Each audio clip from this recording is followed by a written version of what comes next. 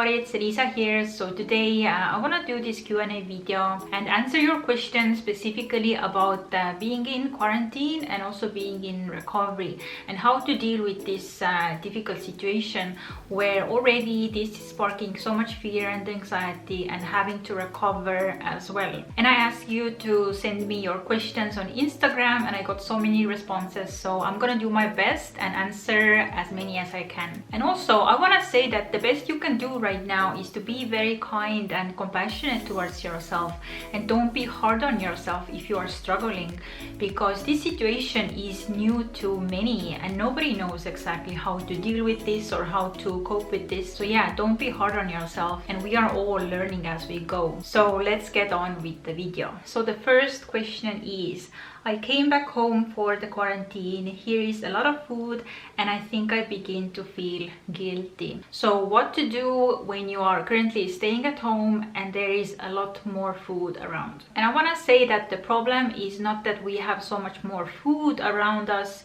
but the problem is that we feel guilty about food and eating. So the answer definitely is not how can I control myself more with this more food around, but rather how can I let go of the guilt that is causing all the food problems. Because feeling this guilt around food and eating is part of the diet mindset that at its core is very restrictive. And if you know anything about restriction, then actually this restrictive mindset is causing us to feel out of control with food, and not the abundance of food by itself. And how you can start to work on getting rid of the guilt is really to give yourself an unconditional permission to eat. And here, I don't mean just like physically eating whatever you want, but also mentally giving yourself unconditional permission to eat without guilt, without shame, and without this diet mindset that very often comes in a form of like good and bad foods, or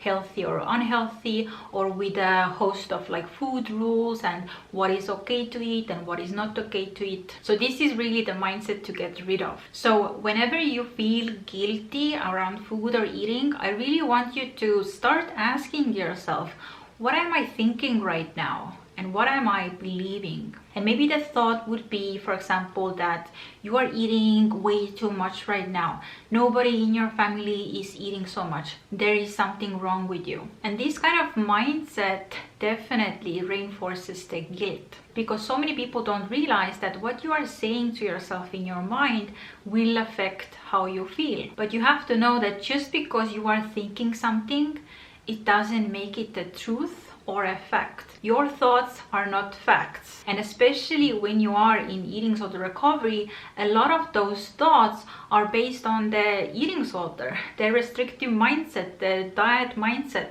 It's based on fear, it's based on the limiting beliefs you have about food or your body. So just because you have a thought, it doesn't mean that you have to believe it or act on it or take it as it's the ultimate truth. And when you identify what are the thoughts you are thinking, I really want you to start like writing it down, because then you can see it more objectively and you can really start to question it and ask yourself, is it really the truth, or what would be a more helpful or more rational way of thinking? And then I want you to reframe that eating disorder thought with your more logical and rational thinking, and also using your compassionate voice. Kind of like you would give maybe advice to somebody else who is struggling in their recovery. For example, if you are thinking that you are eating way too much and nobody in your family is eating so much, so there must be something wrong with you, you can reframe the thought to more rational thought. For example, something like, nobody in my family is currently recovering from an eating disorder, so my eating would be entirely different to them,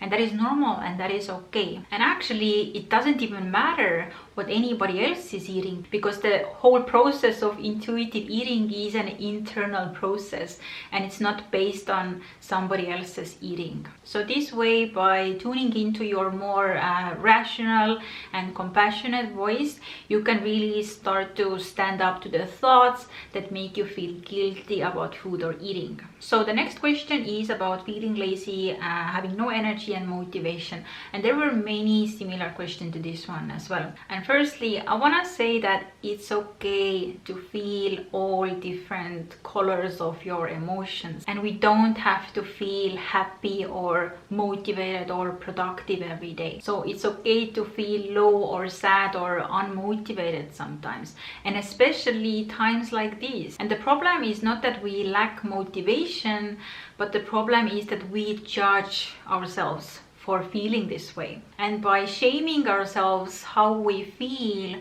we are actually not accepting ourselves to the full person we are, and we are setting ourselves to have some unrealistic standard that is actually impossible to meet. So firstly, I think it's so important to really start allowing yourself to feel what you feel, and without attaching labels like good or bad or judging yourself for having those feelings. And secondly, instead of thinking like what should I do right now, start to ask yourself, what do I really feel like doing right now? What do I need right now? Because maybe in the current situation, it's way more productive to really start to cope with our feelings in a more like healthy ways, instead of like suppressing them or having to be productive to distract ourselves from the stress or anxiety we feel. And instead of forcing yourself to do stuff,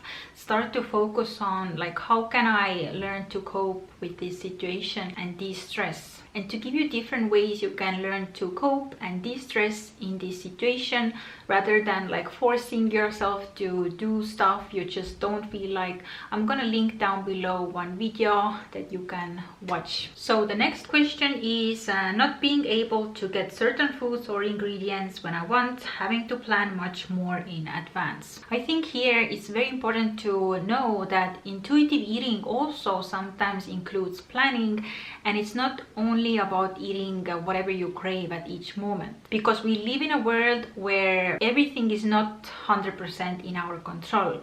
And it's actually very healthy to be able to adjust to different life situations. And intuitive eating doesn't require us to live in the perfect world. And intuitive eating sometimes is very messy, sometimes it's very chaotic. It's about doing the best you can in the situation. And it's also about being able to be flexible and to adjust to different situations. And if a person feels there is so much panic if something in their eating schedule is messed up or it's like different than it normally is, then it can rather mean that there was too much control to begin with. And with the intuitive eating, being able to be flexible around food is such an important part of the food freedom. So here it's actually great to start letting go of this control and rather go towards anything that makes you feel uncomfortable right now, because all of these things just highlight everything you need to work on in your recovery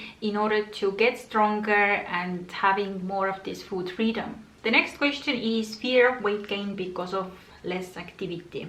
And there were many questions in regards to the fear of weight gain, so it's very important to address. So firstly, I want to say that if your weight was maintained thanks to being way more active or having way more exercise, and now being more sedentary is causing you like a sudden weight gain, then it was never achieved in a healthy way, and it wasn't gonna be sustainable in the long run. Because for a normal healthy individual, they don't have to exercise to maintain their weight, and the normal healthy body has so many internal mechanisms to maintain our weight, such as regulating our metabolism or regulating our hunger cues. For example, if I am more active, then I'm gonna also be more hungry, or if I'm less active and right now I'm sedentary, my hunger is gonna naturally decrease. And our body has so many of these internal mechanisms that's gonna help us maintain our weight without having to control it with any type of restriction or having to exercise. And also see my video about how normal people maintain their weight without having to restrict or exercise. And secondly, it's very important to talk about the fear of weight gain and the mental side of it, because it's very important to start to look underneath that. Because again, this this current situation is just highlighting the problems in your recovery you have to work on. And there are definitely so many different ways to go about it or topics to talk about regards to the fear of weight gain. But I feel like one of the maybe most important things is to start looking underneath your beliefs about your weight, because many people are actually not afraid of the weight gain by itself, but actually they are afraid of losing something that they think the weight control is giving them. For example, maybe they think that weight control equals happiness. Weight control equals finding love or finding acceptance, or even weight control is the only way to be healthy. And actually, if you start to look further behind those thoughts, you're gonna discover that none of them are actually true. For example, if your happiness is dependent on your weight control, then you are already setting your happiness to an unrealistic, unsustainable standard, because weight control is not sustainable for the long run. So your happiness is gonna be based on something that is not even 100% in your control. And also, happiness can only be an internal job. It's never an external one. Or if somebody is loving you based on how much you weigh, you will never feel true love, because this love is not based on the real you, but it's based on some unrealistic standard that is not natural. And this love can only be conditional, and it's not unconditional love. And this is definitely not a foundation of a healthy relationship. Or if you feel that you have to have this weight control in order to be accepted by others, then automatically by having this belief, you are already not accepting yourself. And the true acceptance that you actually need has to come from yourself. And also, if you believe that weight control is the only way for you to be healthy, then please watch my recent video about the BMI and how BMI is not a reflection of your health. So really start working on your limiting beliefs about your weight and what you think weight control is giving you or what it means about you.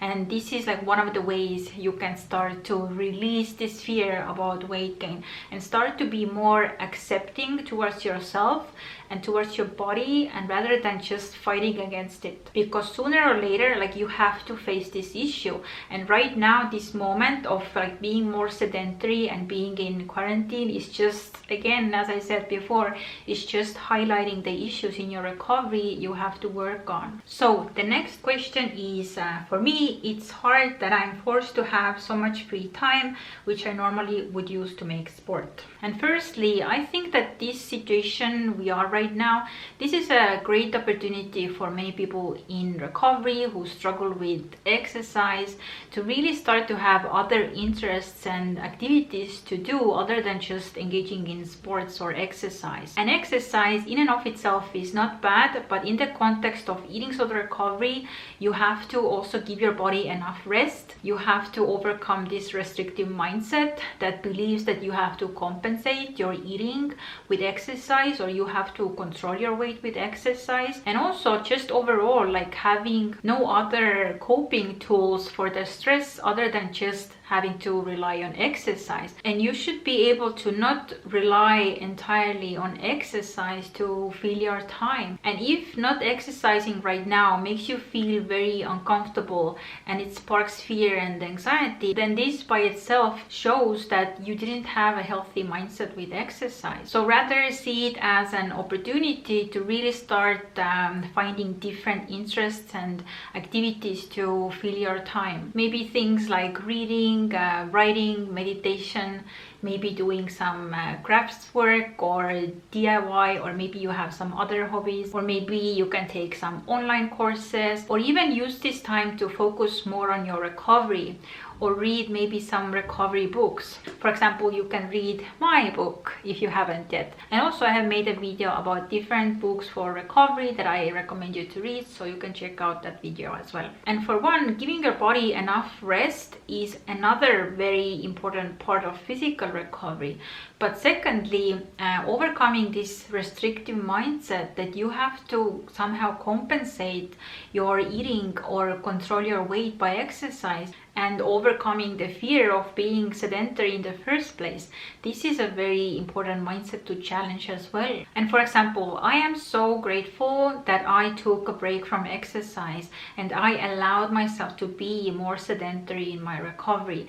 And this definitely speeded up my physical recovery. For example, I noticed like less bloating after I had been sedentary for a while. Also, I started to experience finally normalizing my hunger cues, because I really feel that exercising just made my extreme hunger worse, because obviously I required so much more food to not just fuel the exercise but also to fuel my body's physical recovery. So I would say exercise was definitely holding me back from achieving this full physical recovery. And also mentally, I'm so happy I gave myself a break from exercise and allowed myself to experience that being sedentary is okay and actually nothing bad happens. So giving up exercise for a while was definitely such an important part of my mental recovery. So yeah, give yourself a break from exercise so your body can recover physically and also mentally, to overcome this mindset that you must exercise because it feeds the eating disorder restrictive mindset,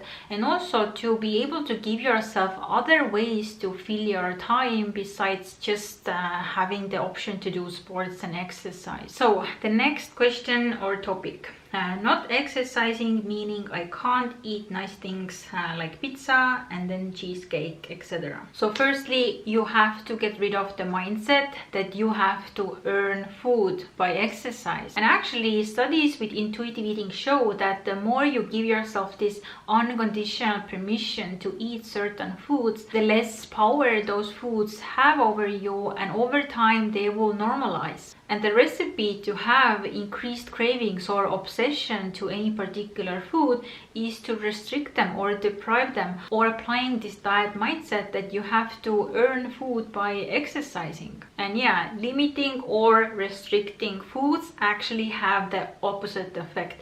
You're actually gonna start to want them more. And I'm not here talking only about like physically not allowing yourself to eat them, because many people are challenging their fear foods in recovery. They are eating those foods, but the difference is here, what we talked about before, is that there is a huge difference in physically allowing yourself to eat some foods, but also having the mindset of giving yourself unconditional permission to have those foods without the guilt and shame and without the judgment and diet mindset.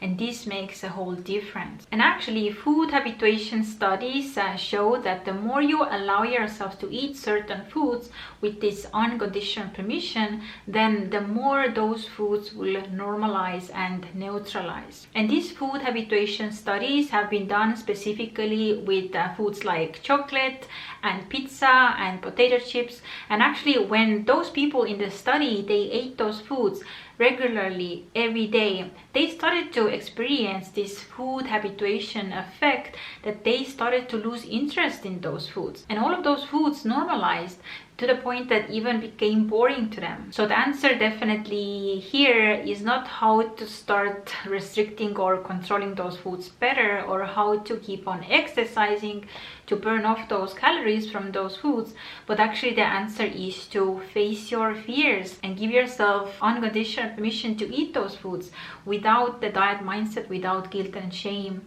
So over time, actually this food habituation will start to kick in, and over time all of the foods will normalize.